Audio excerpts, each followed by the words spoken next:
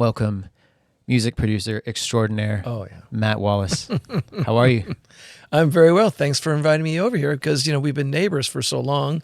It's nice to kind of hang out and chat. Hell yeah, thanks for coming by. So I want to get right into it and talk about your most recent exploration and dive into Atmos.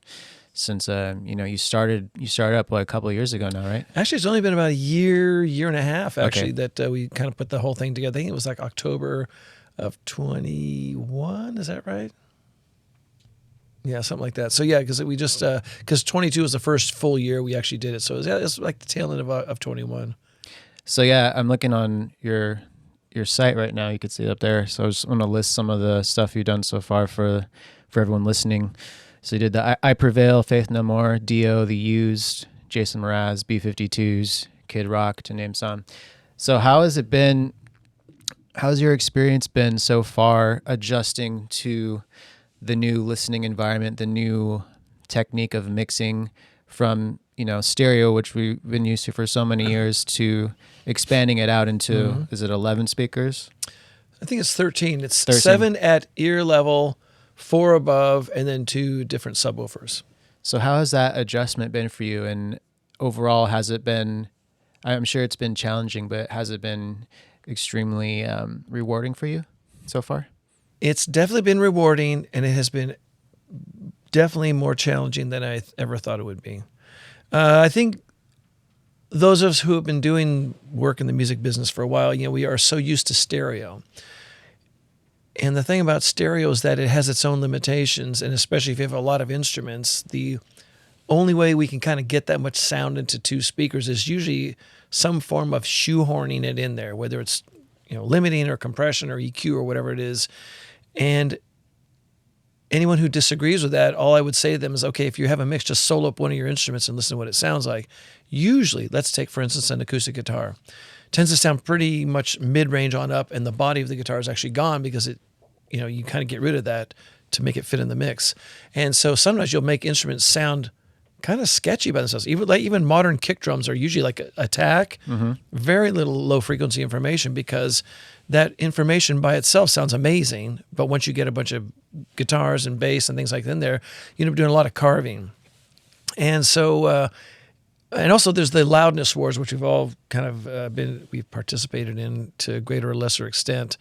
And so oftentimes when we do our own mastering, we send it to a mastering place, they kind of hammer it and get the level up and all that kind of stuff. Now with Atmos, we're limited to a -18 level. And to put that in perspective, most people, like a lot of pop stuff, is like -6 or -7, and it's what we call brick walling it, where it's just like just a solid bar of sound.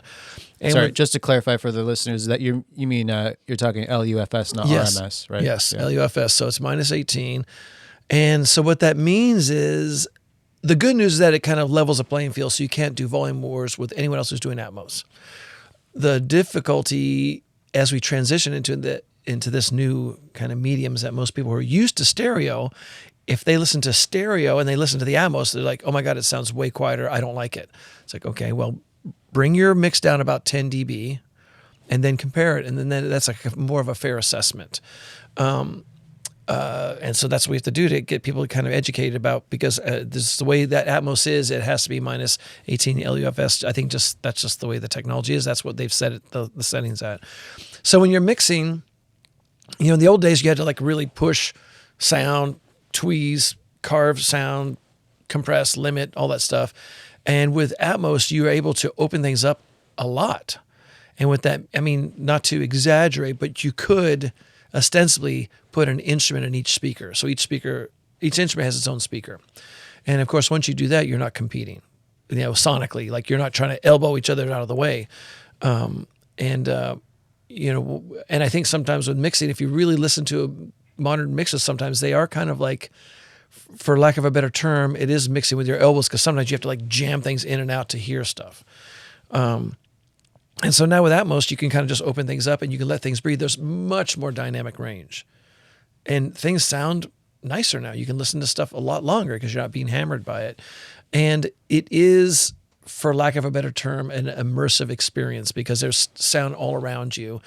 And it's been interesting because I've been surprised at how much more emotional some songs have come across to me than they were when they were in stereo.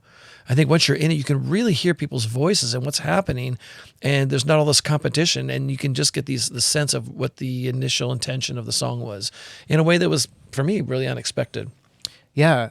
And so, like you said, when you maybe if you solo an instrument in a stereo mix, and like you said, like an acoustic guitar might, the low end will be rolled off, and it's a lot of mid range information. Yeah. So now in Atmos, say you want to say there's a left and right acoustic guitar, and you're putting them in your side speakers, you can let all those natural frequencies be there. You don't have to roll anything off. You can let the low end be there. You can let the high end be there, and you can maybe you tame it a little bit with some compression or whatever. But you don't have to get rid of all of its natural information anymore in Atmos, so you can really hear all the instruments and all the frequencies of everything that's going on, and not worrying about, is it hitting a certain level, and you can have a lot more headroom, bring things down, and so it makes a lot of sense. Yeah, in a weird way, to me, now that I've done this for about a year and a half, I feel like the original intentions of the songwriter, producer, engineer, mixer,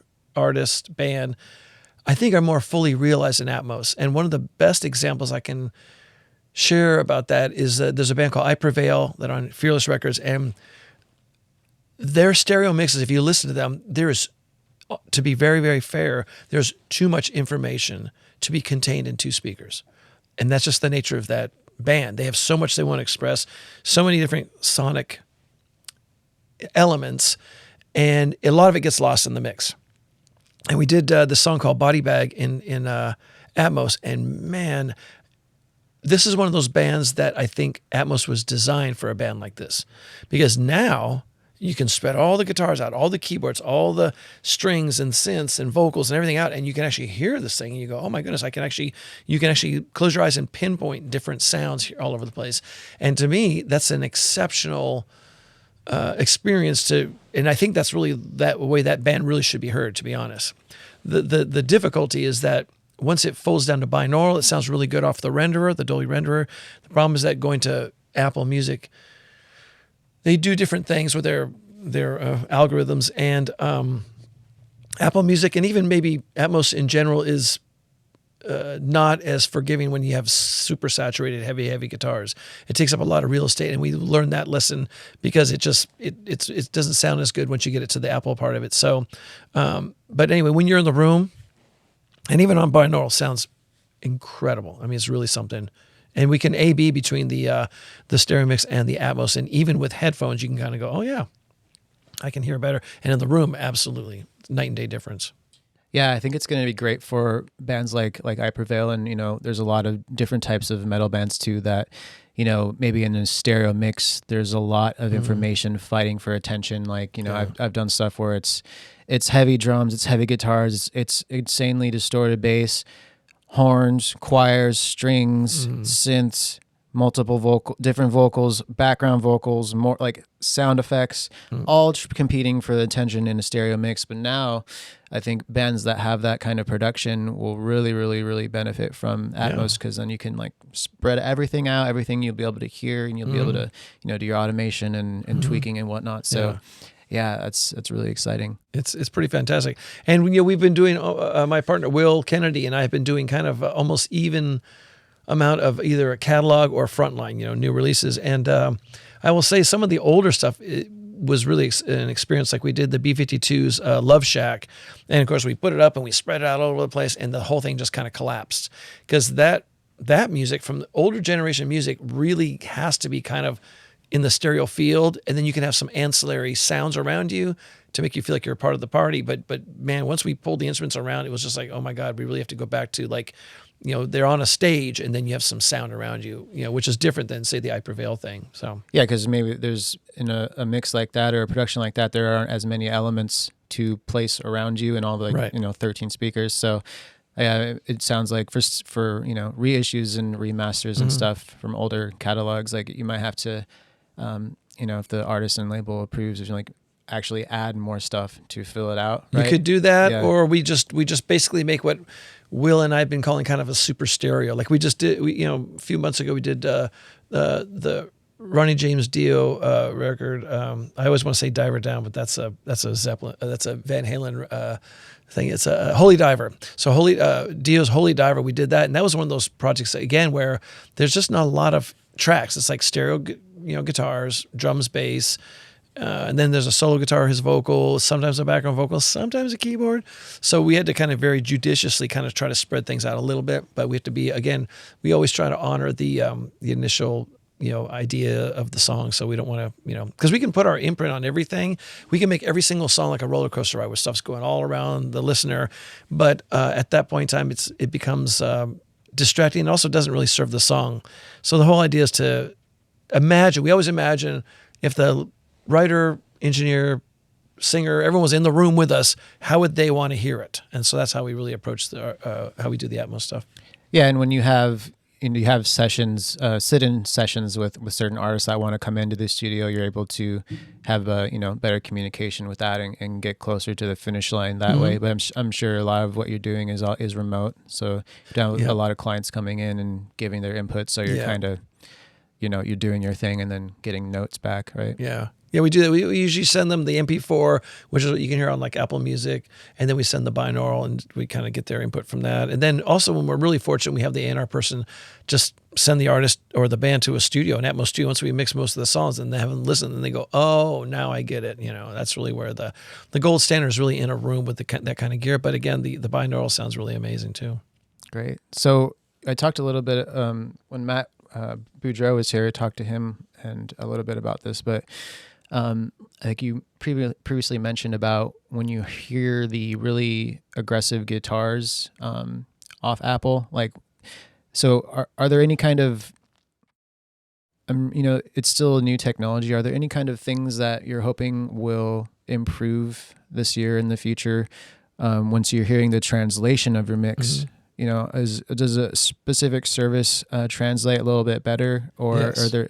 Which one do you feel is the best? Amazon and Tidal sound almost identical to what comes off of our Dolby renderer, and so the nice thing about that is I think that's what they do is I think they do all the processing like there at their site, and then once you hear it on the headphones, you're basically getting a stereo version of it. And the nice thing about Amazon and Tidal, you can listen with any kind of headphones. Recently, Apple's finally opened up a bit, and now you can listen with any kind of headphones, because initially you had to use their proprietary headphone systems, your earbuds. So it's getting better, and Apple has actually had like 4 iterations over the last year of how they changed their playback algorithm. It's actually finally is getting better.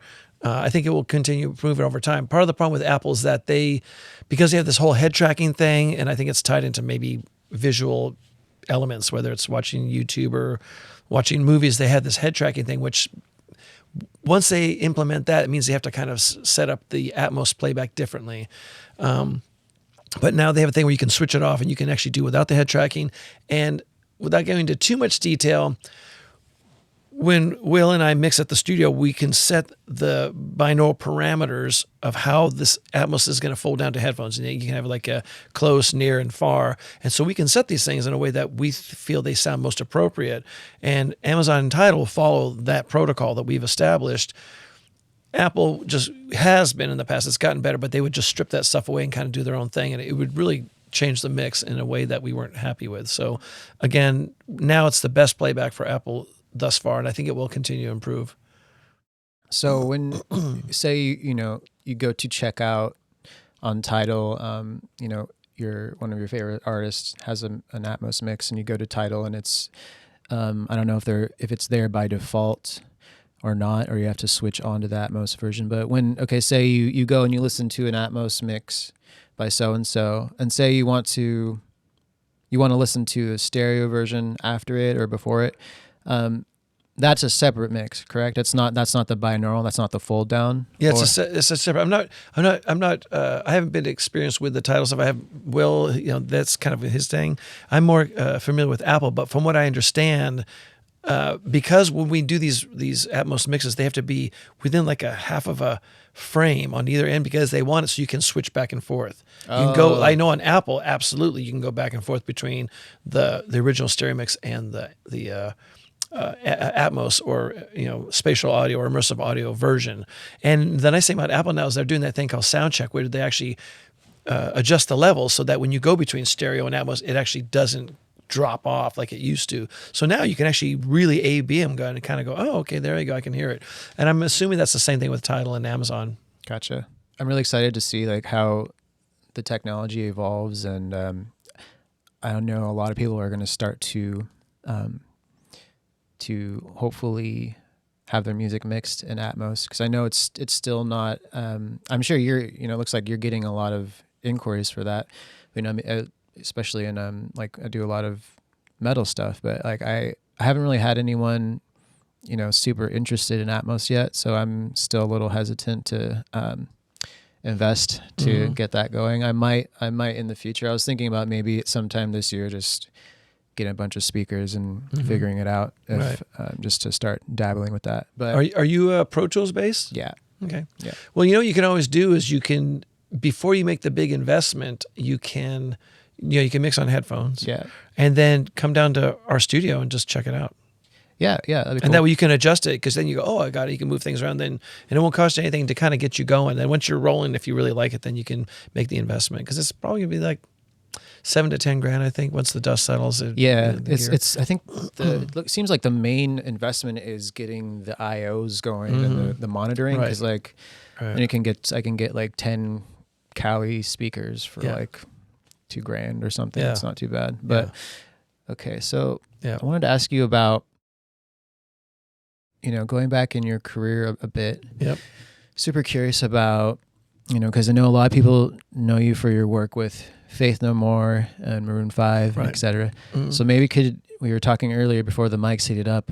Could you maybe tell everyone the story about meeting Maroon 5 and what their name was before that, and that story, just a little in a nutshell? Yeah. So they're a band. I mean, there's actually a lot to that story. Basically, I got their demo, and they were called Maroon at the time, and I was like, oh my God, this stuff's really amazing. And actually quite a few things happened. One is I liked their demos, and I saw them live. And the first time I think I saw them live was at the Whiskey. And because at the time their songs were structured like verse, chorus, and they would just kind of noodle all the way out, or they'd guitar solo.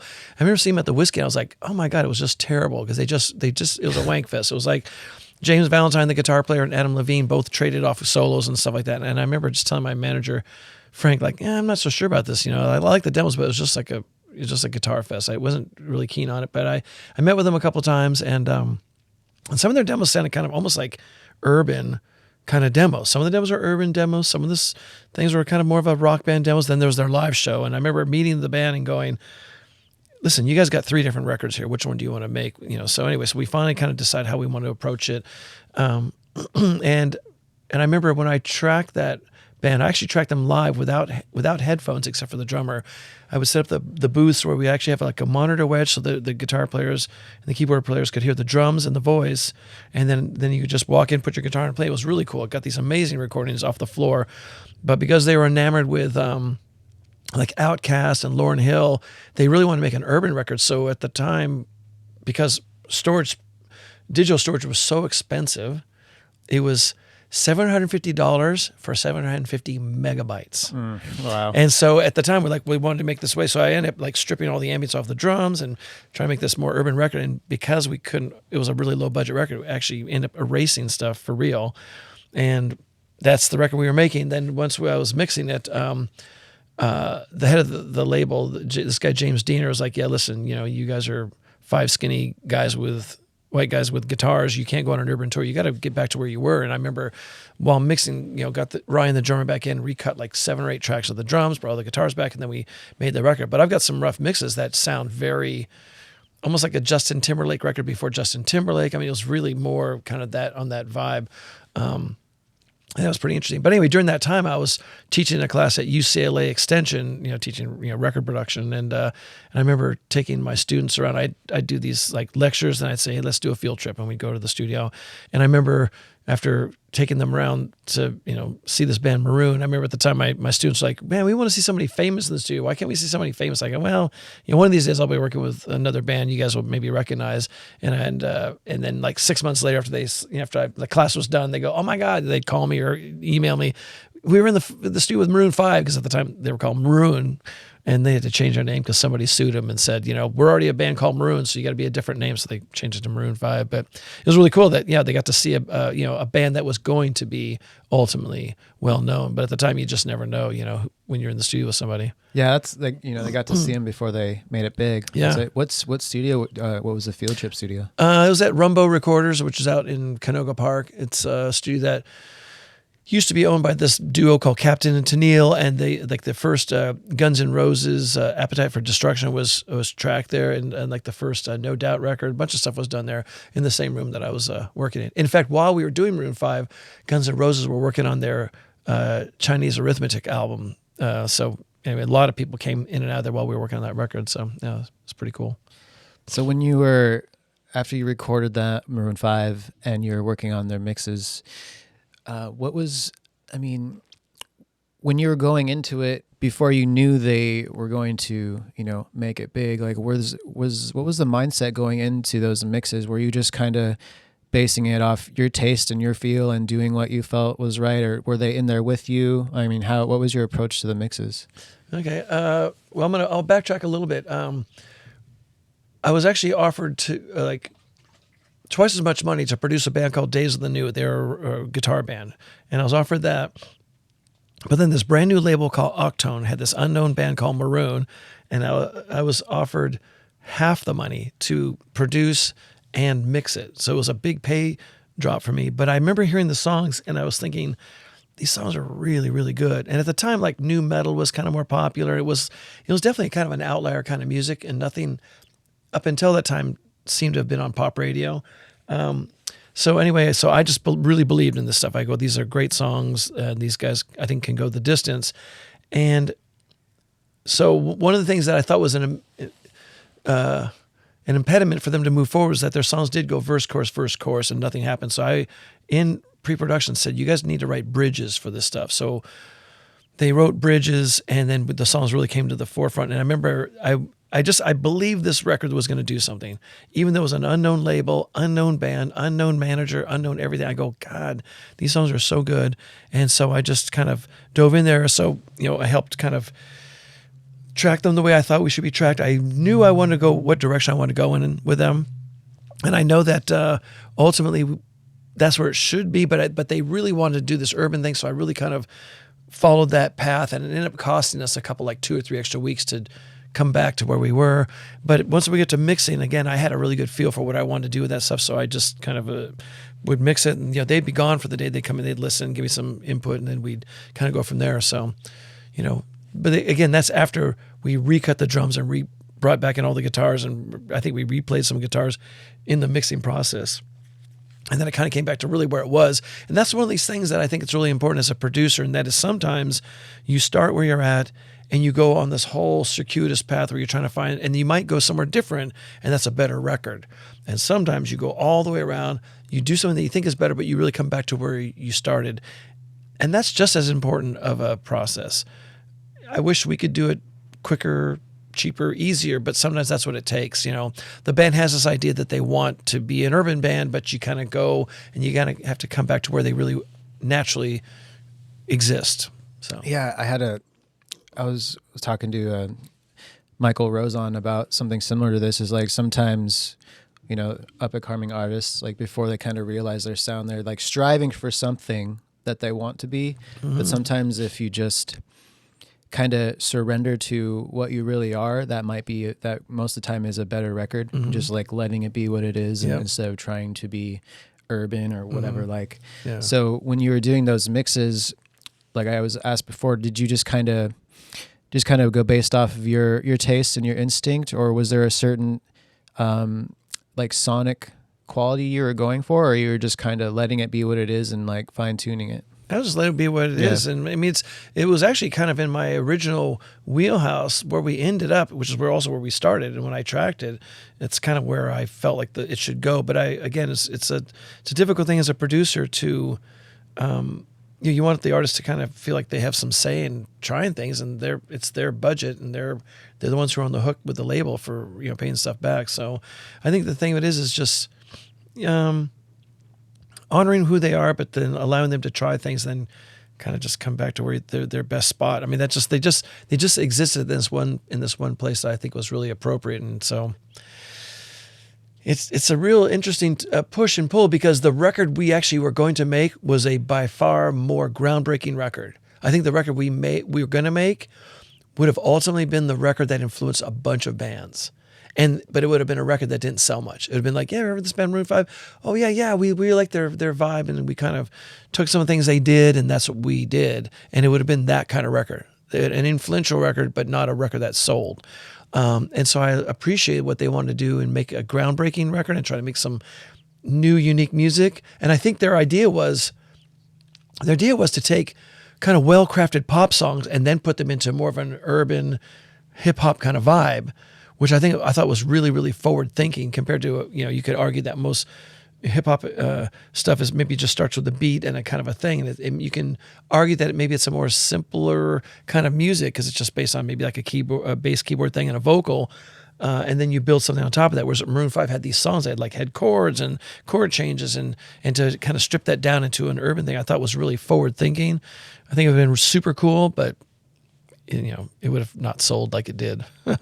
Gotcha. I think a lot of people, when they hear, these really, really successful songs, like hit singles, and they hear the mix and the master, and a lot of the time, yes, a lot does go into like specific nuanced things that you spend a lot of time nitpicking will go into mixes, but sometimes it's just letting it be what it is and just kind of balancing the faders and, a little EQ and compression here and there. And that's the mix. So I like that, it's, you seem like the type of producer that you want to honor the artist, of course, but you can recognize when, okay, not a lot needs to be done here because it's already great. So I'm just going to balance it and then let it be what it is. So it's cool to hear that. Sorry to interrupt with you. So I think by the time we got to the mixing stage, I think it was down to balancing. But going back to when we were in rehearsal, here's the thing for me. I think records are made or broken in the writing and pre-production, and it was in pre-production. That's when I had the biggest impact. Where I said, "Listen, you need to write bridges." And initially there was some pushback. They didn't think they needed to, but I said, "You got to do that." And they ultimately wrote bridges, I think, for 75% of the songs, and some of those bridges are the best. Not the best part, but a really intrinsic and important part of the song. And so to me, all the real work is done there. And I pretty much have always maintained that the writing and the pre-production is all the hard work.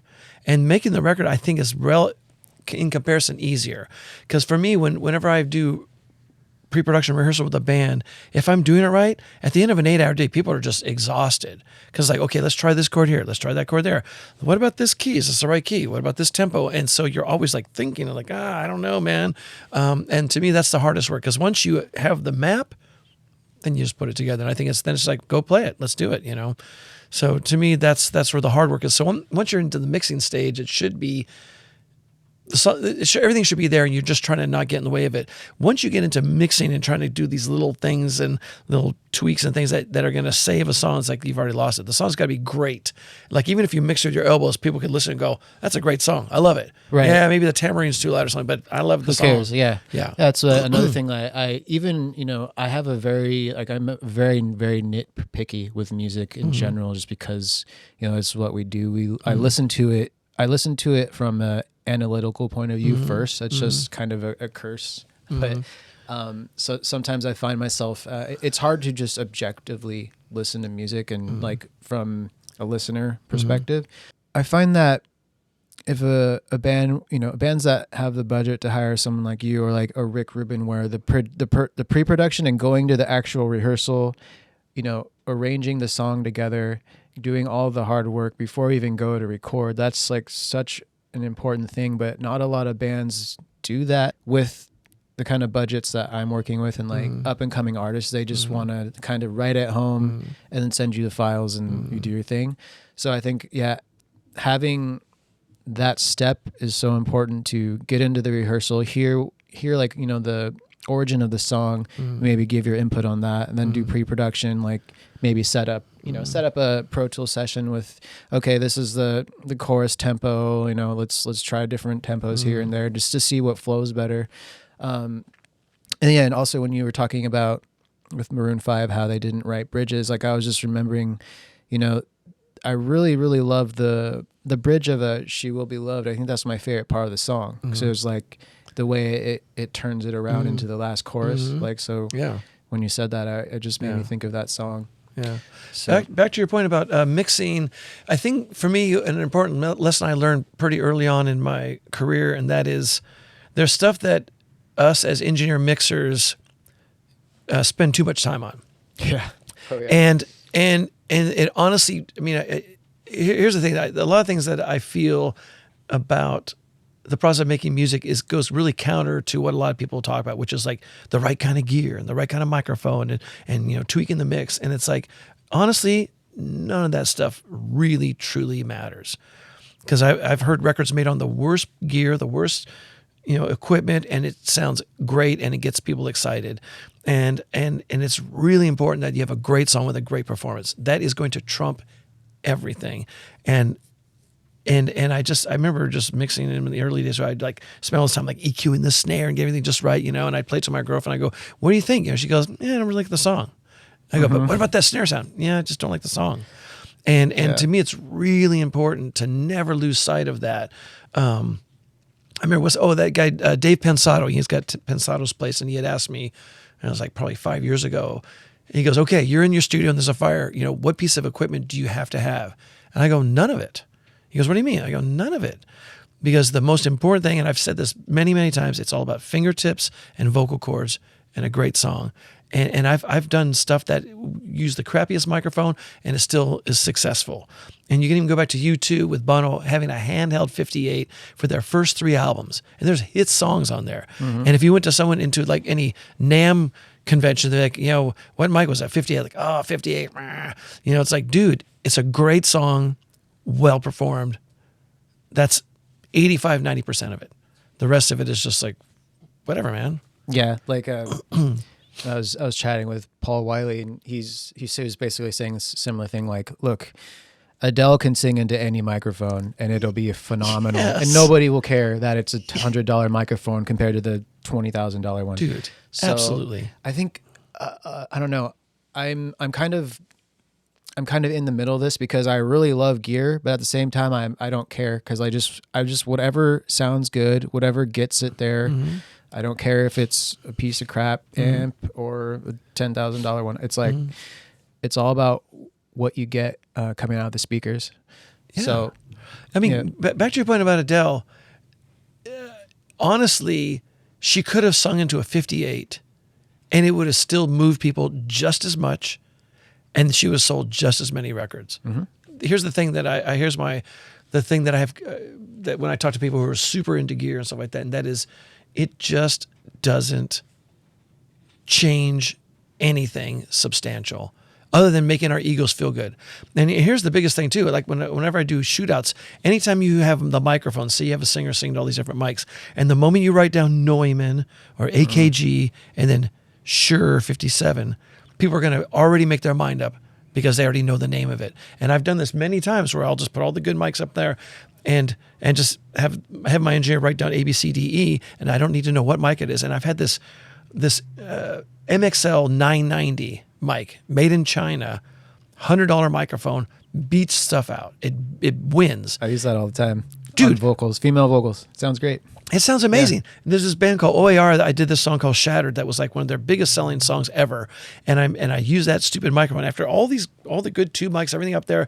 And I would go, okay, you know, it's microphone C. And I go, please tell me it's not that MXL 9. It's like, sure enough, it's that mic. Like, I mean, it used to drive me crazy. And you know what? All on the radio, Crystal Algae mixed it. Nobody ever made a comment like, what about that vocal sound? It's like, dude, great vocal, great song, done. I know it's so. I think a lot of like the gear stuff is.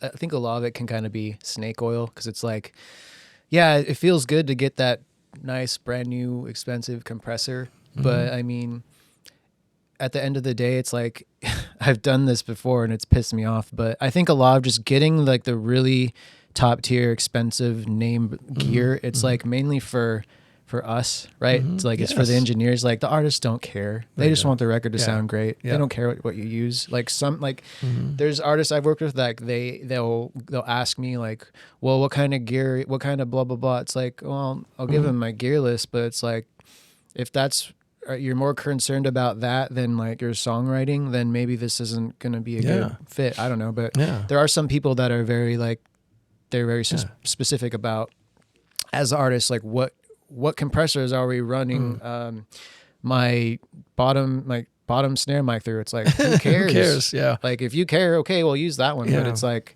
I mean, in as a follow up to that, when I did Faith No More's Epic, when Mike Patton sang it, it went through a DBX 166 dual compressor. I had it in go on one side, like a 2-to-1, so it could be a compressor, and the back end, it was a 10-to-1 as a limiter. So I recorded his voice through that. When I mixed it, I ran it through there again. And so technically, one, that's crappy engineering. Two, not the best compressor, but did it matter? You know, in fact, I would argue that the fact that it was kind of crappy actually added to that thing working, because that thing, you know, was like a number 9, top 10 song, blah, blah, blah, blah, blah.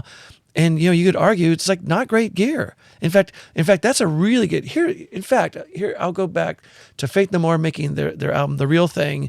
They had the song Epic. That was their hit. We had one Yamaha drum kit. We had one Marshall half stack. We had one Gibson Flying V. We had a Harmony F-hole acoustic and one Emax keyboard. Oh, and one Gibson grabber bass with a PV bass head, a guitar head for the bass. It wasn't like, let's try this guitar or this head or this whatever. It's like, we had one. It didn't matter because they wrote great songs. They performed them really well. And we just didn't have those kind of options. And it didn't stop us from making great music. And by the way, that was done on 24 tracks. It wasn't like we had 120 Pro Tools tracks. It's like we actually had 23 tracks because one track was empty. So we had 23 tracks, and that was a huge selling record, and it just didn't matter about the gear. You know what mattered? They wrote great songs. They could play exceptionally well. Their hearts were 100% into it, and I just try not to mess it up, and it came out, and it moved people. That's what it's all about. It's just about moving people. It's all about emotions. If you as an artist could connect your brain to everyone else's brain, you don't even need music because you're just connecting the feelings. That's why we sculpt. That's why we dance. That's why we write poetry. That's why all the things we do is just to connect and convey emotions. And that's all music is. It's just a vehicle to say, I'm feeling pissed off, or I'm feeling vulnerable or mad or sad or heartbroken or whatever it is. It's just a vehicle.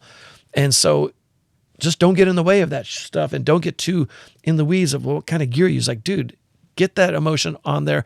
The people will hear it and they will love it. Absolutely. They'll just love it, and they won't even care what kind of gear you use. They will. You can talk to the civilians and go, I use this microphone, this EQ, and this compressor. Like, whatever, man. I love the song. I don't care what you used. Yeah, and I know most people don't care what the engineer did or what the mastering engineer used on the final, like all the detailed nitpicky stuff. The people listening to the music, 99.9% of them don't care. It's just how is the song connecting to the world. So yeah, I think that's the most important thing. And yeah, I struggle with because I think in the beginning, before I had a lot of gear that I really coveted, it was like, okay, well, once I get this piece of gear, that'll solve all my problems, or that'll make me a better producer. It's so not true. It's just about doing it and not worrying about that stuff, but doing the best you can with what you have. Yeah. And then over time, you can acquire more gear and you can try different things and figure out what you like. and what works for different situations. Yeah. But I think for me, it's just a confidence thing. I think sometimes when people walk into your studio, if they see like certain pieces of gear, they're just going to think that you're more pro because you got more gear. And I understand that, but it's really the person behind the equipment, the person behind the instruments, and the person behind the equipment. That's by far more important than anything. It's, someone writing a great song and putting their guts into it. That's more important. Your perspective, your idea for arrangements. Where should we move the guitars? Is this the right key? That's more important than anything else. Absolutely. Yeah.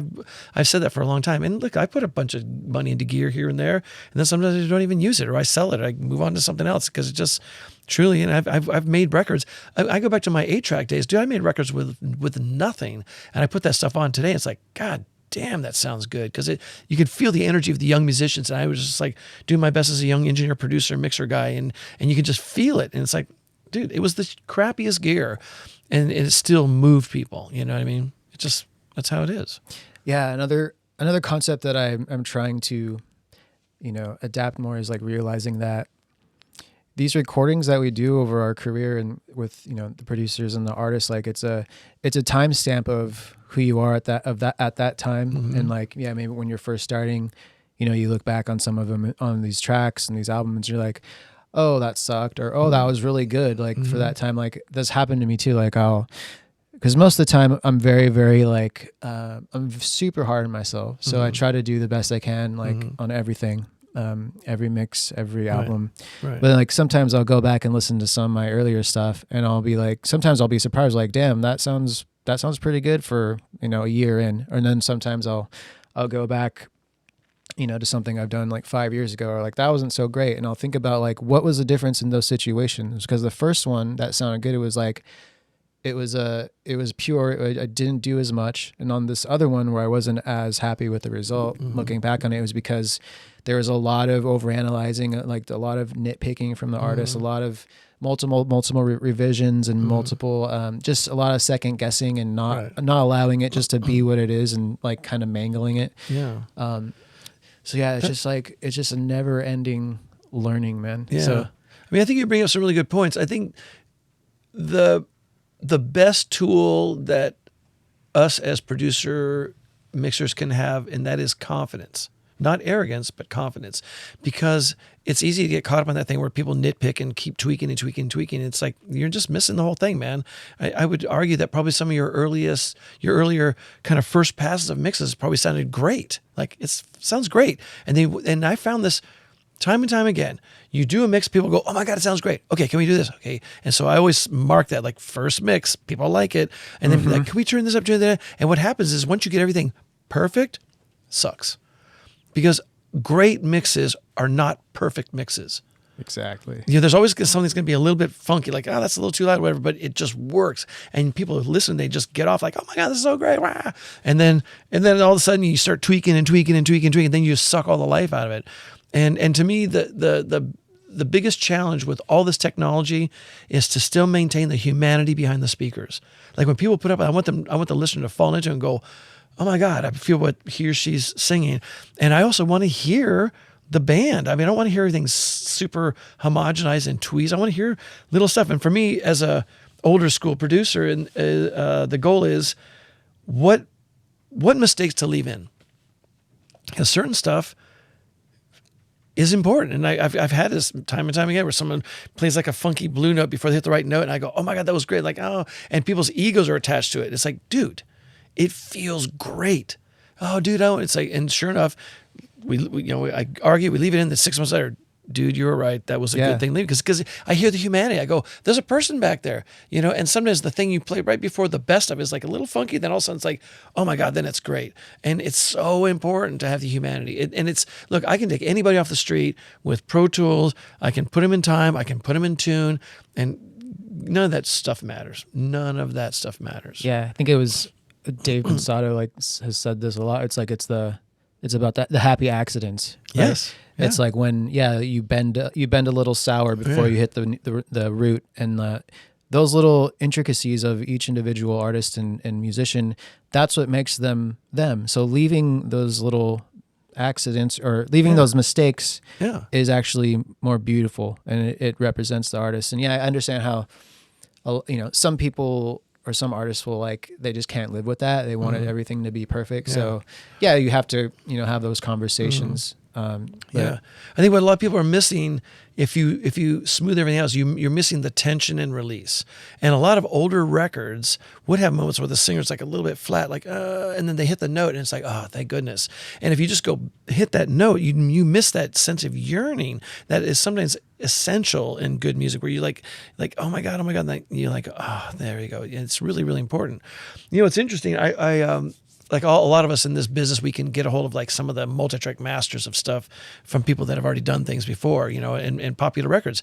And man, I was really surprised, because I'm not the biggest Coldplay fan, but man, I remember getting some of that stuff of some of their songs that were hits, and listen to lead vocal. It's like, he's kind of pitchy, pitchy. Like, wow, that's but it made it out there, and most people don't even notice it. They're like, I love the song. They sing along with it. And what I think that I realized after listening to it, he sounds like an everyman. He sounds like a person who just sang the song, and he's not a professional, operatic, quality singer. He just sang the song, and he left the way it is. And by the way, Coldplay can afford to have shit tuned. They got plenty of people that can tune that stuff. They can melodyne it, auto-tune, whatever they can do. They can even make it so you don't even notice it so much. But they just left it there, and it's like, you know what? It feels genuine. That's their earlier, even there's some of their earlier hits that's how, I think the later stuff maybe is a little more Pro Tool, because it's more kind of urban-y or more kind of pop radio stuff. But man, a lot of that stuff, even their kind of mid-career stuff, was not perfect. And it was it takes a confidence to go, this is the song, man. You either like it or you don't. And no, I'm not going to tune everything, because that's not who we are. Yeah, and I think a lot of times too, really, really experienced, seasoned musicians and singers, that they know exactly what they're doing, and they'll follow, like when you say, maybe a vocal on this chorus, certain line is a little sharp, but maybe the guitar right there is a little sharp. So they're following that. They're locking in with that, and they recognize that. So then it doesn't sound out of tune, because they're both sharp together, right? Yeah, absolutely. And a lot of old stuff is much more forgiving. People were just all over the map in terms of being whether or not in tune or not. And it didn't really matter till now we could make perfect tuning. So now we can hear it. And so now we're like, oh my God, it's not perfectly in tune.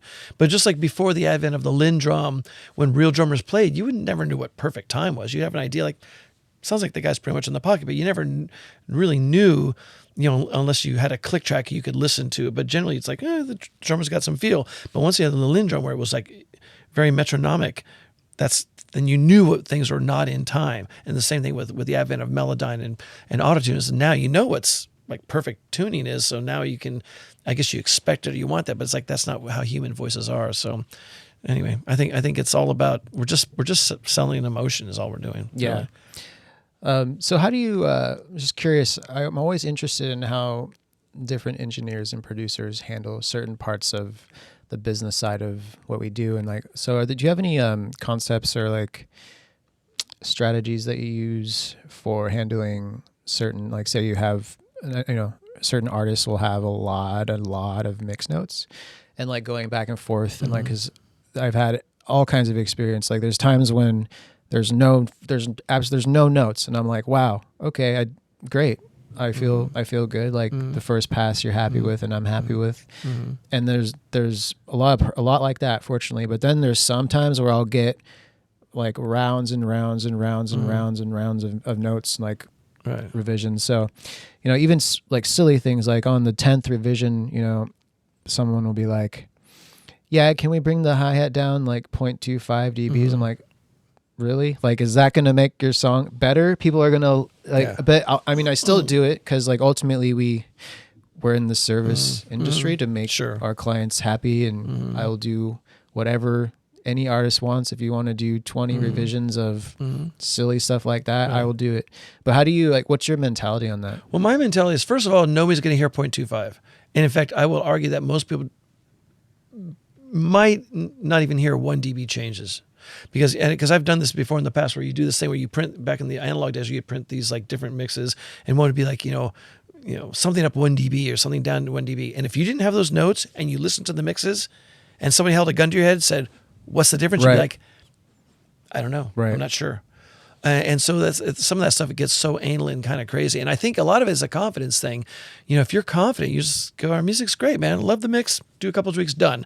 And if you're not confident, you are going to chase stuff because you're so afraid to put your baby out there at the marketplace, and you're afraid people are going to say it's ugly. So you want to make sure that it's really perfect. And you know what? Perfect records suck, man. I want records that move me and have guts in them. And you go, yeah, that's great. I love it. And I think it's really easy to get caught up in that thing where you tweak and tweak and tweak and tweak. I'll tell people at a certain point in time, I said, listen, I think the mix is great. I'll go as far as you want to go with this stuff. But I just will tell you, as a professional, it's not necessarily going to get any better. And it's up to you. But I think we have something really great now. And if you want to, I'll follow all you want to. We'll do all these tweaks. But maybe there's other issues. Maybe it's not a great song. Maybe it's not a great performance. But I think maybe you're trying to put some Band-Aids over things, or you're just afraid. And I know the other axiom that I have, and that is, the more someone pays you to do a job, the less notes you get. I know, right? Isn't that crazy? And then they pay you a little bit of money, and here comes pages of notes. I had a project where I was, okay, I'll do this for like lower do just to be cool. I got 2 pages of notes before I even mixed. And I said, I'm probably not your guy. Yeah, man, I've had things like that happen where there's been, in the past few months, there's been, I won't disclose the project, but I almost had to say, I haven't had to do this a lot, but I've almost had to just, after I got all the files and realized what I was dealing with, like over 200 tracks of files, which is normal for metal, but I'm going through and I'm like, okay, a lot of these mono, like all of the tracks were stereo, but they're mono. So I had to, because how sometimes you render out of Sure. Logic, and I don't know what's going on with Logic, or if there's a certain setting that is off. I don't know, but like just to get the session ready to mix would have taken me, well, I ended up doing it. It took me many hours just to get it ready. And then I knew it was going to be a pain in the ass, but I did it anyway because I wanted to make the client happy, and it ended up turning out pretty good. But yeah, I mean, have you ever come into situations where like you've gotten the payment, or you gotten the deposit, and you gotten the files, and then after investigating more, you're just like, no, this isn't going to work out. Stuff like that. Yeah. I've done. I mean, I've had there's 2 different ways to take that kind of thing. One is like, I've had things where somebody has 4 tracks of different microphones on the same guitar performance, and then I'm supposed to blend that. And it's like, that's your job. You should have done that before. So what I'll do is I'll just kind of, I'll listen to the one I like the most, usually the 57, mute everything else, and go, this is what I'm using. Because I'm not going to spend the time to blend 4 tracks of one of 4 different guitar parts that are the rhythm guitar parts. So for me, it's just, I mean, there's just so many different ways to go with that. And I think here's one of my biggest frustrations with the advent of hard disk recording. That is, all people have done once we moved to Pro Tools and Logic, and that is, everyone has postponed decisions. Because when I worked in 8-track, I had to make decisions because all the drums were on 2 tracks. So I recorded the way they were going to be heard, EQ'd, reverb, whatever the hell I wanted to do. And I could EQ it later or compress it, but I couldn't do a whole lot with it. Same thing with all the guitar performances. I had limited compressors, limited EQs, so it's like I had to commit to those things as we're recording them. And so the nice thing about mixing then with 8 tracks, put up the faders, like, there's the song. You want something a little louder or quieter? Easy peasy. Once you got to 16, same kind of thing. 24 track, yeah, okay. Beyond that, everyone's postponing decisions. And the whole thing with multiple recording and stuff is like, dude, I don't want to get a DI of a guitar with your idea of a plugin, and then you go, well, you can change the plugins. It's like, really? I get that all the time. It's like, you know what? First of all, hell no. Hell no. Especially if I'm working for less money. Then I go, you commit the tracks exactly you want them to sound. You print all of your plugins exactly. You want EQ, compression, whatever. Then I'll mix it. You print your guitar plugins, all that stuff, because I'm not going to get that stuff for low do, even more high do. I'm not going to make those decisions. I'm not the producer. I'm the mixer. Because I can change your entire sound of your record now. If you give me a DI guitar, oh my God, I can make everything super clean, and you might not even like any of that. So print that stuff. That's super important. Yeah, that's a whole nother issue too. I've realized is a lot of people still are, or a lot of artists maybe the less experienced artists, there's still confusion about between what a producer and a mixer is and what the difference is. And a lot of the time, because there's projects where I'm handling all of it. So if once we're in the mixing phase, if someone asks, hey, I know we didn't do this in the recording and production phase, but could you add a choir and violins during the chorus after, when we're almost ready to master? I'm like, sure, I'll do that because, I am producing this as well, and I'm capable of doing it. So sure, I'll do it. But I wish we would have handled that before. But I mean, have you ever had situations like that where maybe you're hired to mix a track and then the artist will be like, hey, we're kind of hoping you could add, or we're hoping that we could have some strings or choirs in the whatever, like some kind of production thing that they want. How do you, what is your approach to that when you get those kind of Well, if I'm requests? a mixer, I just say, listen, you have to give me all the files when I start, I mean, you really do, because everything as a mixer, everything I do is based on what I have in front of me and how I'm going to fit everything in there. If I mix a certain way, then all of a sudden you want to add strings and choirs. Like, well, wait a second. Now I have to re-envision the entire mix, because it's not like just add them. It's like, wait a second. Now I have to carve out the guitars. I've got to carve out all kinds of things to make that fit when it finally comes to the chorus where you can actually hear those things. Yeah. So it's really, really important. So I always tell people, you need to commit to stuff. You got to give it to me from the very get-go. And I've had those kind of situations where people add stuff later. I go, yep.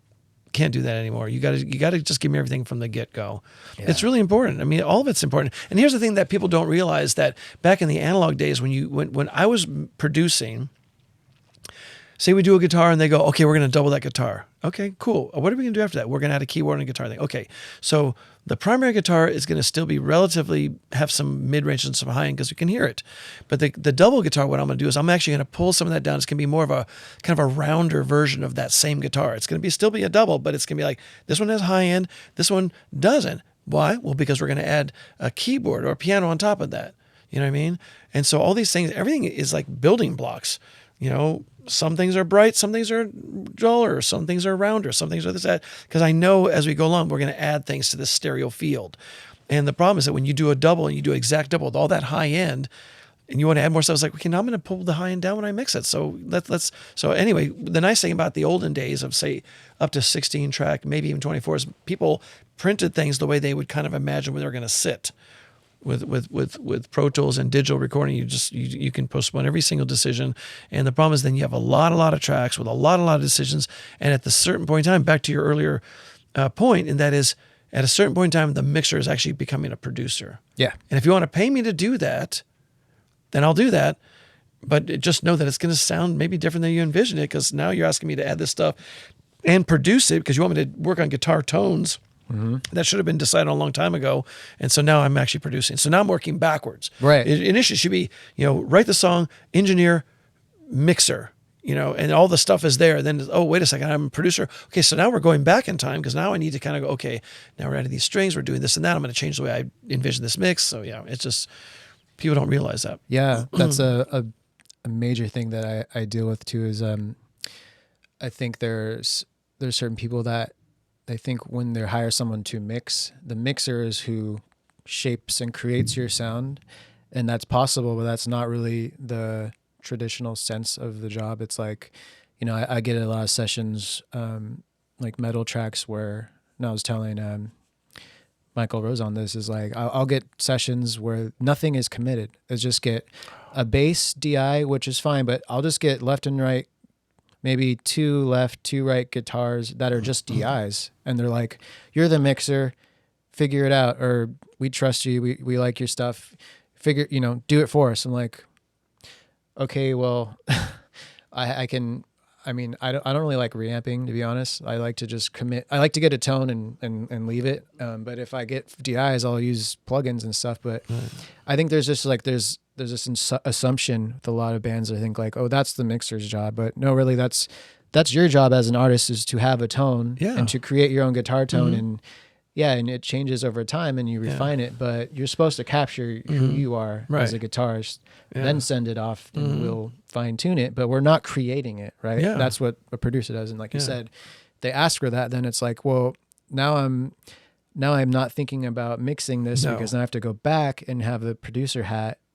And then backtrack and then start mixing. Yeah. So that can be frustrating, because then if they hire you to mix and they're like, oh, well, we want these guitar tones to be created, then you're like, okay, well, now it's going to be this much, because now you're asking me to also produce, and they're like, well, no, well, then they'll have an issue with that and be like, well, that's what you're supposed to do. You're mixing our record. I'm like, no, maybe someone else in the past you've worked with has done that, but so and I'll get things where, okay, I'll have the mix, all the files, multi-tracks are sent, and then after I send off the first mix, and then they're like, hey, we're not happy with those vocals anymore. We recut them, so we're gonna send you 12 new vocal tracks. So just drop them in and reprint it. I'm like, that's not how it works. Like, I have no idea even if they're exactly the same tone, just a different performance, like, I have to import them, make sure it's all there, like readjust the mix, and they expect that just to be done. Like, no. I'm like, that's not how it works at all. Not at all. Yeah. So if I were your manager, I would say when people send stuff in and they haven't committed to the guitars, I go, okay, here's what we're going to do. I'm not mixing yet. So what you can do is you can hire me to print the guitars to the sound you like. And so once you guys hear rough mixes with those guitar tones and you like the tones, so you're going to pay me for that, then I'm going to take off my engineer or producer hat, and I'm going to put on my mixer hat. And they're two different hats, and then you're going to pay me to mix it. That's exactly what I would do. And same thing with the vocal thing. Oh my God, when people do that stuff, I'm just like, oh, hell no. Why? It's really easy. No, it's not actually, because I have all kinds of vocal rides on the voice to make sure it fits in the mix. Sometimes I'll manually DS stuff, with my hand, so you'll draw it in, or so it's not so obvious. EQ things, all kinds of things. And by the way, even if you give me an exact new vocal, it's going to be different because first of all, you sang it because you didn't like the way it was. So whatever you did, you're either singing with more energy or more emphasis, or you might have even used a different mic. Maybe you didn't. Even if you did, it's going to sound different. So no, I can't just drop it in there. So now we're talking about there's an added mix fee, and I've done that with people. I go, listen. And I've actually, especially, I should send you my thing. I've got a thing written up where if I mix cheaper for people, I'll go, for this amount of money to mix, here's what I'll do. You get like 1 or 2 recall notes, and that's it. Yeah. And then the next thing is like, if you add new tracks or replace tracks, that's another fee.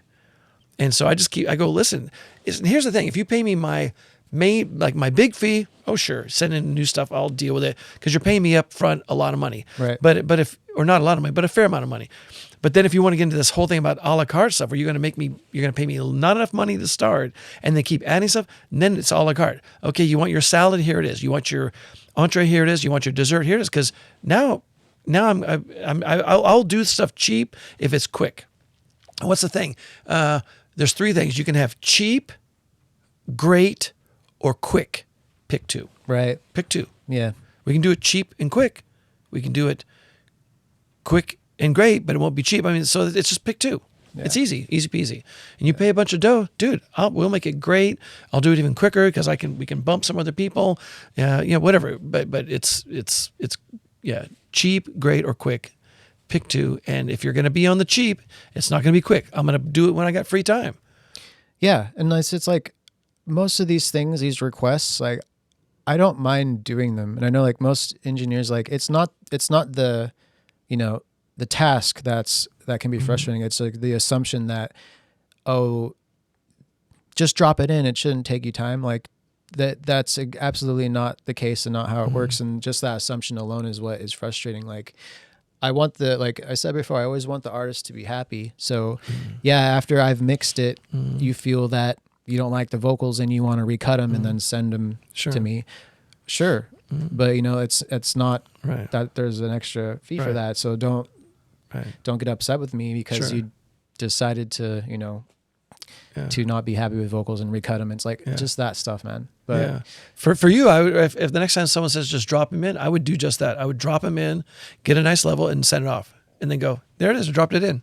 Yeah. Oh, dude, well, I mean, I dropped them in. So if you want me to now mix those vocals, you can hire me to mix those vocals, because I just dropped them in because the mix is already made. I already mixed those other vocals. By the way, I spent time mixing those other vocals that you've now deleted. Right. So that's energy I put into something that you're no longer using.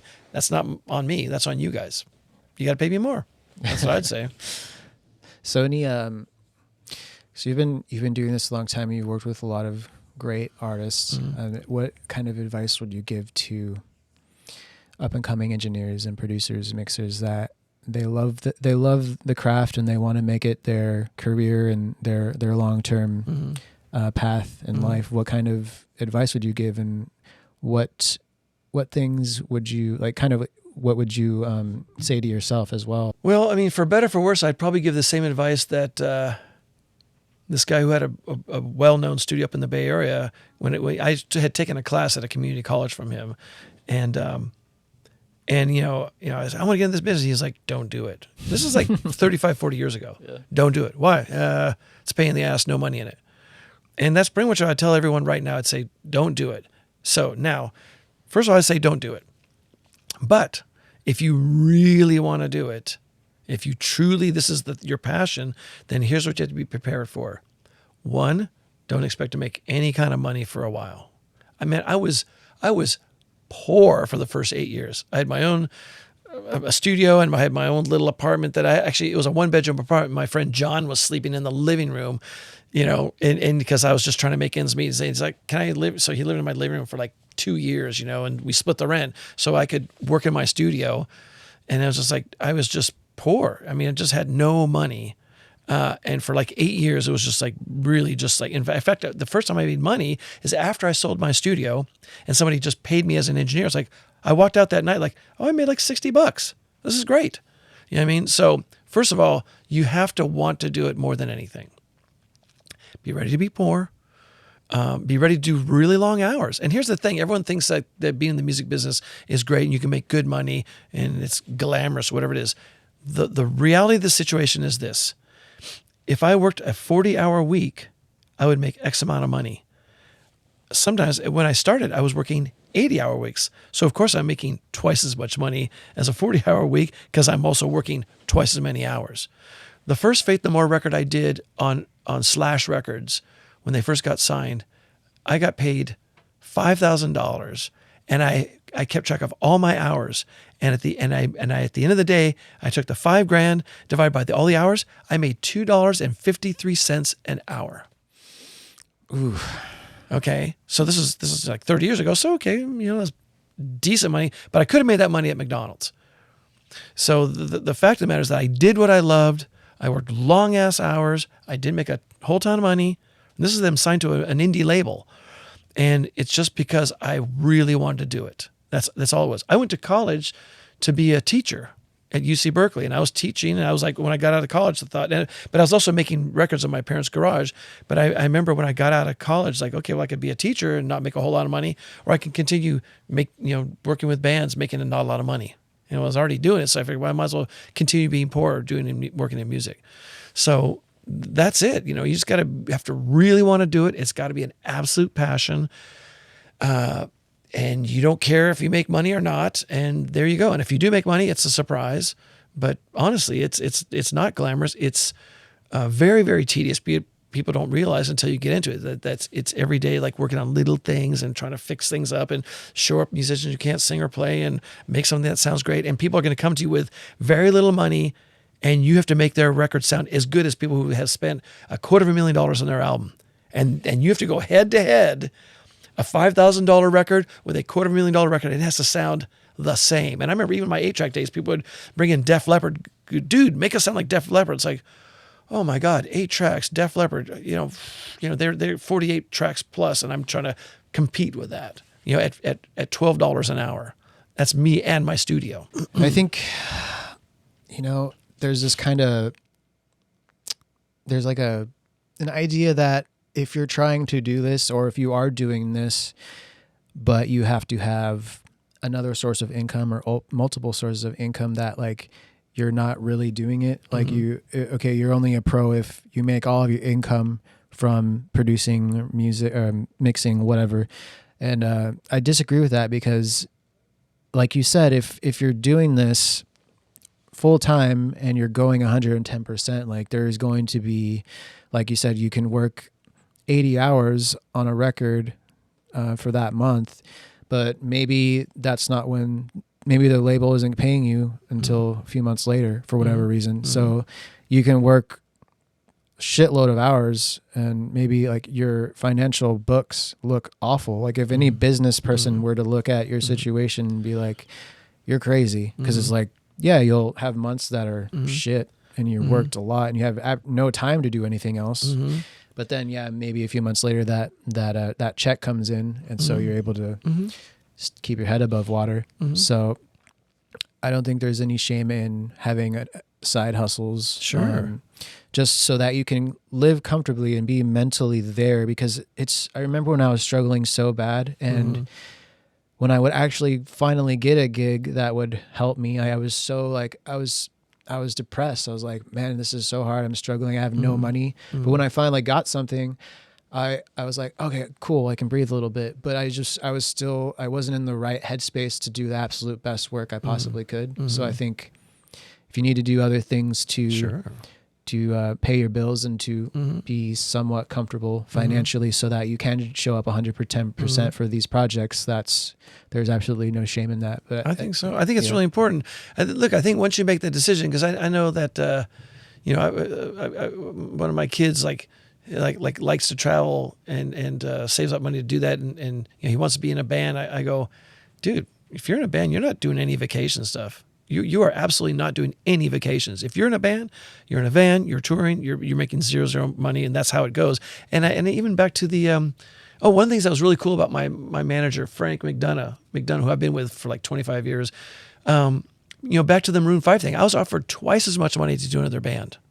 And they had their own studio, and they had a ton of hard drive space. They had all these Glyph drives. I was like, oh my God, this is amazing.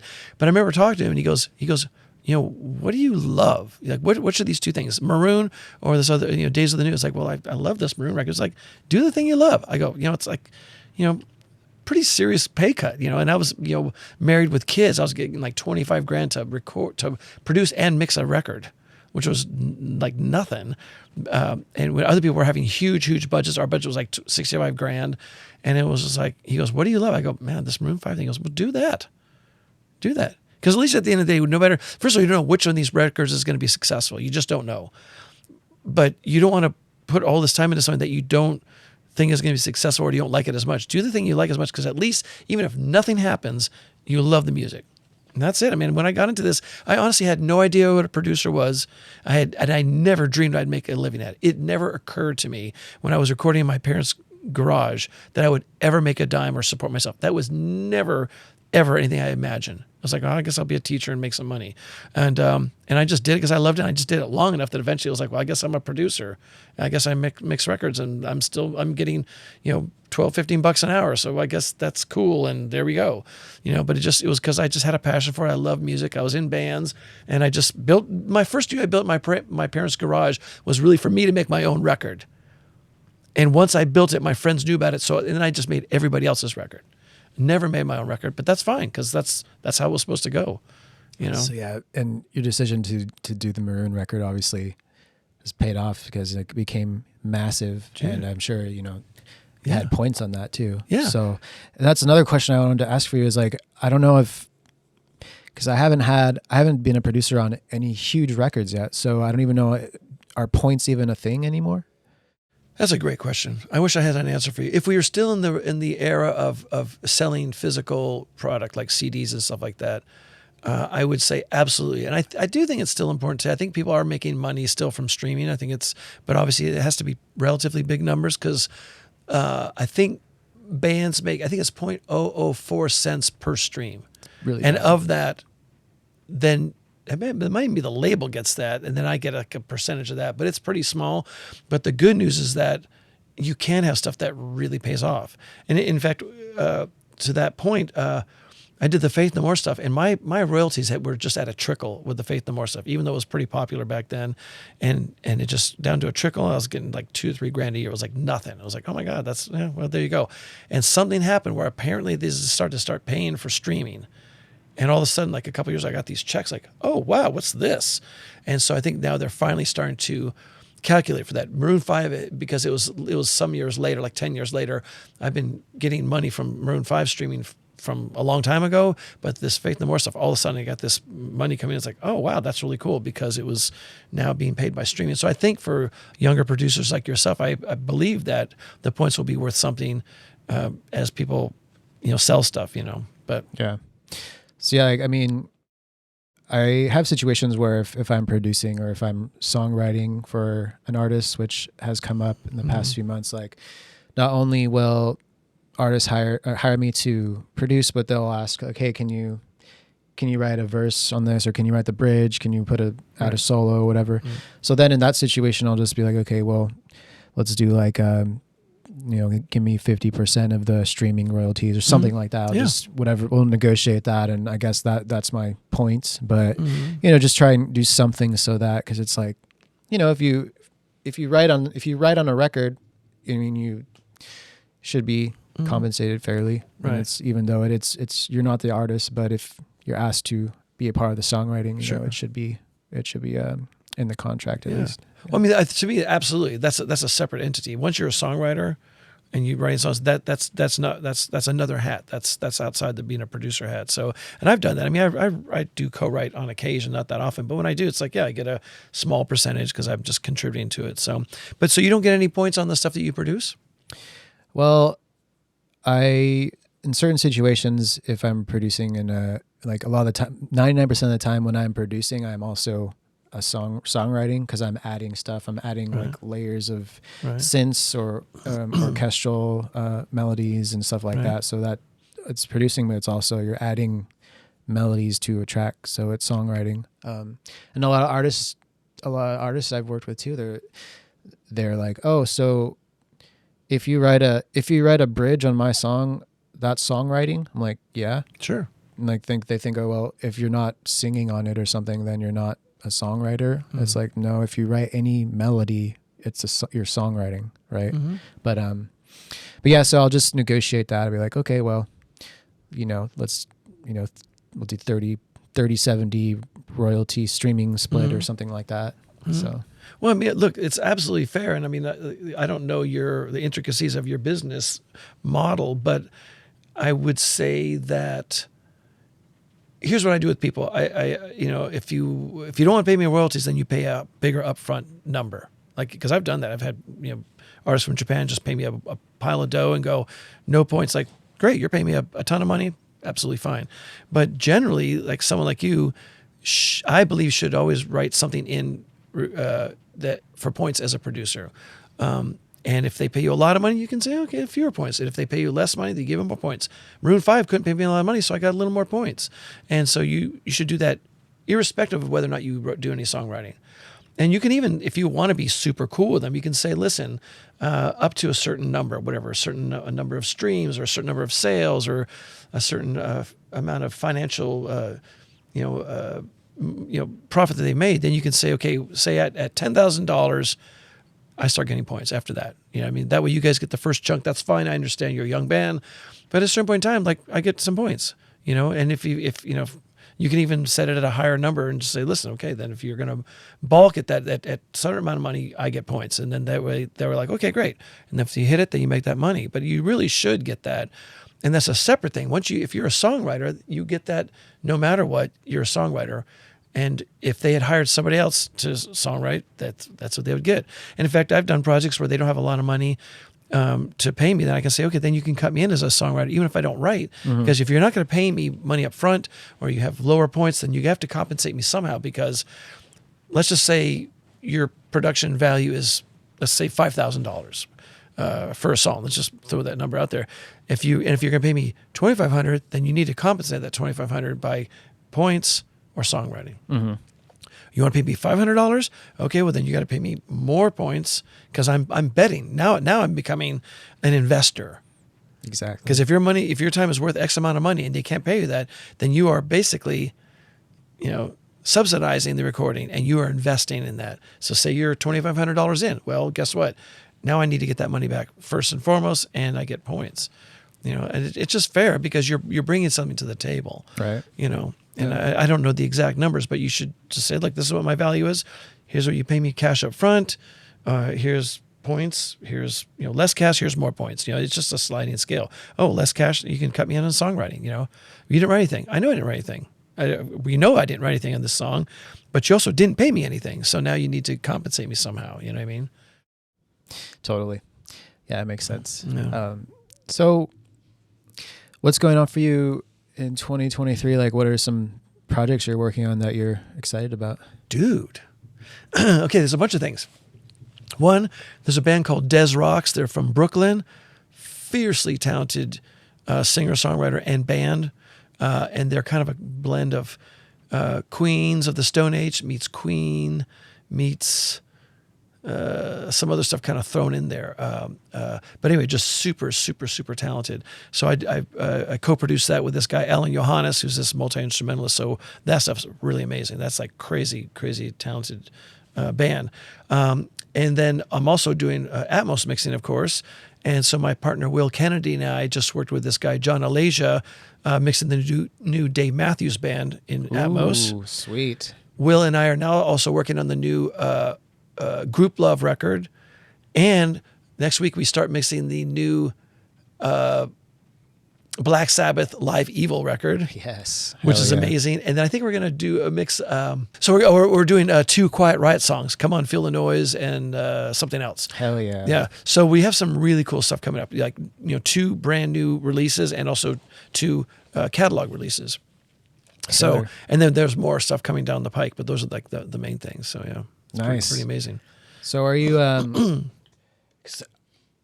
has the dynamic been with the Atmos, like the inquiries? Are you kind of reaching out to labels, or is it like labels coming to you, or what's, is there like an extreme demand right now for Atmos, or is it still kind of trickling in? You know what I mean? I think there's been I think there was an extreme demand for Atmos, I'd say 2 years ago, when Universal started mixing a lot of their stuff in the catalog. And I know that people that worked at Capitol Records did a lot of records that came out. They mixed a lot of Atmos stuff.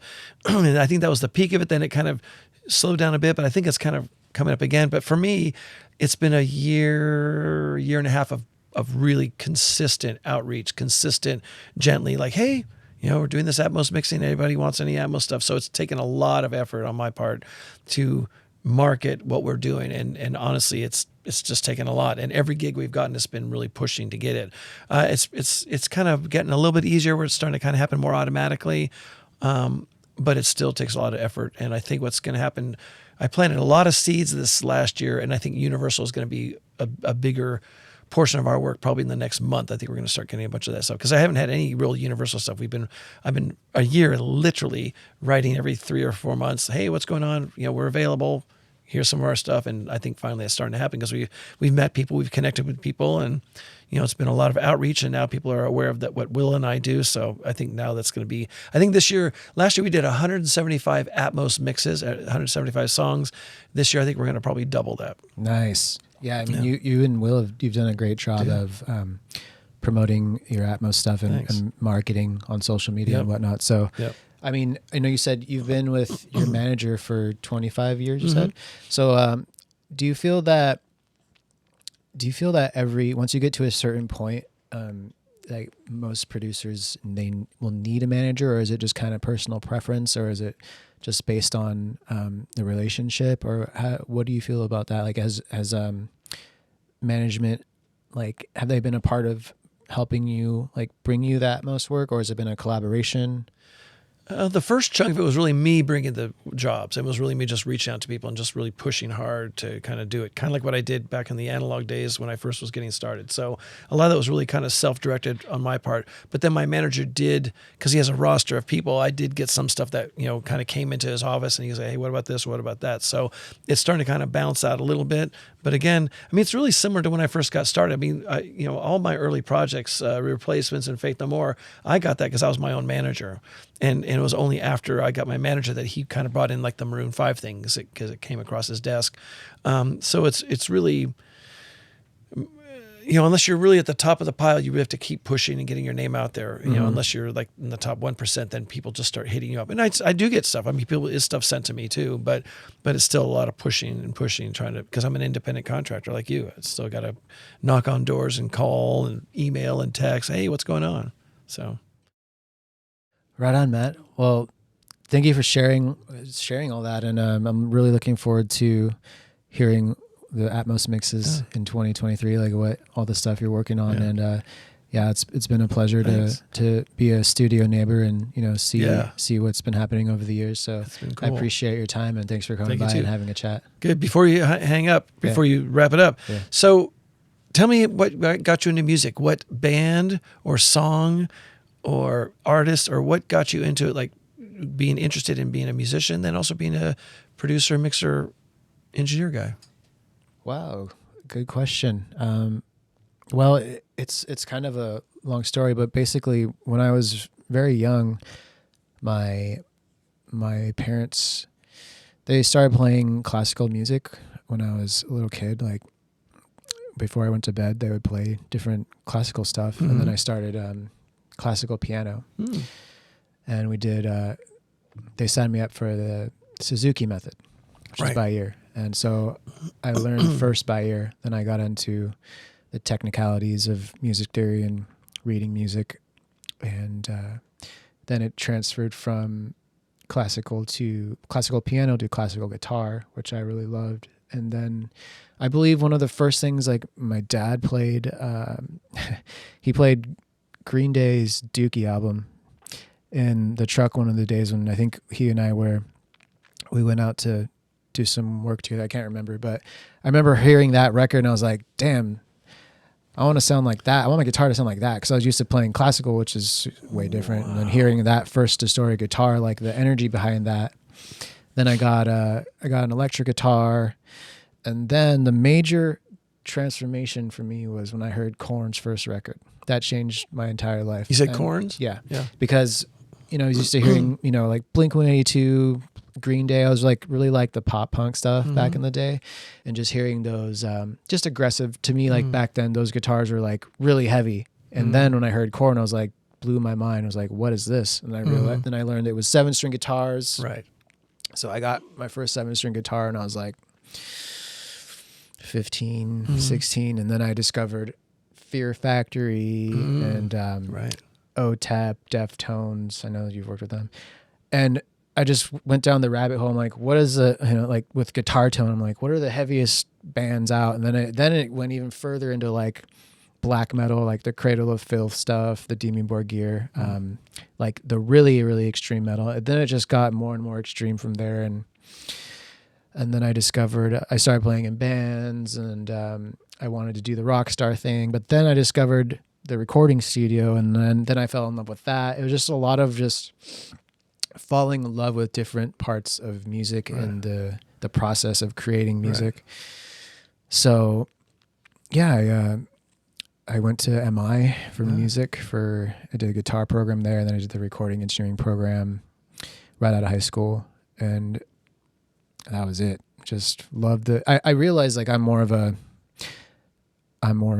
studio person. I do love playing live, and I do love being in a room with people and jamming out, but I just absolutely love the creative process of writing a song and getting it from the idea to the speakers. Like the whole process of that is just, I'm obsessed with it. That's why I don't know. I think you have to be a little fucked up in the head to do this, because some of the time, like it's like a sickening obsession, because it's so brutal, and like living the lifestyle and just like being constantly tortured with like, you're not making any money this month, deal with it, but like keep going though. Like it's just, yeah. So that's kind of it in a nutshell. There's been a lot of different chapters of my life, but yeah, I absolutely love just making records, and I know I'm going to do it for, until I'm off this earth for sure. Nice. Yeah. Okay. So another question, what band or artist would you be thrilled if they came to you and said, we're going on this tour, we need a guitar player, or they came to you and said, we're going to play on which album, like either go on a tour with a band that you love and they say, come on, we want you to play guitar, or what album would you have liked to have been the guitar player playing on it? Going on tour, because that could possibly lead to playing guitar in an album. Like, it's funny because things have come full circle, almost like, I don't know if you've experienced this, like as you submerge yourself into the industry and the deeper you get, like the smaller the circle gets, if that makes sense. Like then all of a sudden, because when I first started and I first got into heavy music, like I had, this is when magazines, like you had to go to the store to get a magazine, and there's tabs and posters in the magazine, like Hit Parader, Guitar Player, all that stuff. And I was heavily into that. So I would put pictures of all my favorite artists in my room, and a lot of them were Filter. One was Filter. Cold Chamber was a big one. Wow. Fear Factory, Cradle of Filth, Manson. And the farther I get into this career, like I've started to get closer and closer to these people.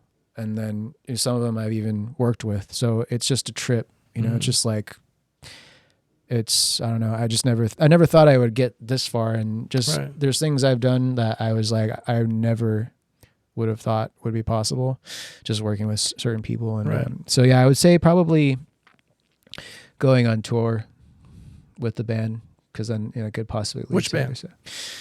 Like so one band calls you up, any band that you've ever heard about, and they go, dude, our guitar player broke his wrist. Can you come play with us for 3 months? What band? First one would be Manson, then Cradle of Filth. Then is one of my favorite. It was a band called Him. Now he's a solo artist called Vivi Villevalo. But Manson would be the top one. It's fucking weird. It's just a trip because I just had Paul Wiley was just here. He's the guitarist in Manson, and like he's, a lot of stories he told me off camera. But I don't know. It's just like it's unbelievable, dude, just because it just shows like I still have so much more I want to do and so many more goals, but it's just like if you can just push through and deal with all the hard times and not give up, like something will happen. You just have to believe in yourself. And I really struggle with, a lot of people struggle with imposter syndrome. I don't know if you've ever struggled with that, but just you get to a certain point and then you're like, wait, I've been doing this for so long, but now I like, certain situations will make you feel like, well, wait, am I even fucking good at this? Like and just kind of that self-doubt. I go between like really, really thinking I'm shit to like, and then something good happens. I'm like, okay, I'm not that terrible. Like that battle, So, well, if you ever get a call from anybody, tell me, and I'm like, all right, here's what we're going to do. You're going to do that tour. I'll be your guitar tech. So every day I'm going to say, get out there and kick some ass, because it would be great to see you on stage. Can you imagine just playing, all the theatrics and the everything, just the makeup and the everything that makes for a great show. And I'd be like, get out there and do this.